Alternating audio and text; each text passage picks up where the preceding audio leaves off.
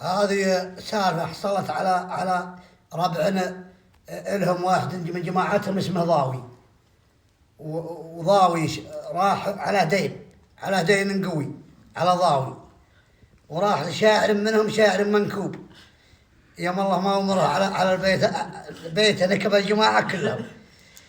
قال تكفى يا فلان، يقول له الشاعر تكفى يا ضاوي، تكفى يا شاعرنا اللي يقول ضاوي.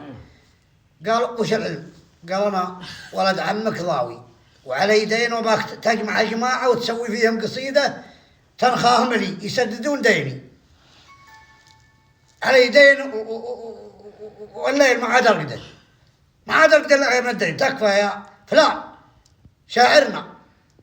هو يسوي هكا قصيدة اللي تسمعون بيت فيها بيت عن 1000 بيت. جمع ربعه وجمع جماعته بعد سوي قصيدة. يوم جمعهم وعشاهم وقال عندي قصيدة تعبر عن ما فيها، ويقوم ينخاهم ضاوي يا جماعتنا كلها، يا جماعتنا تكفون، يا جماعتنا ويا على آخرتها.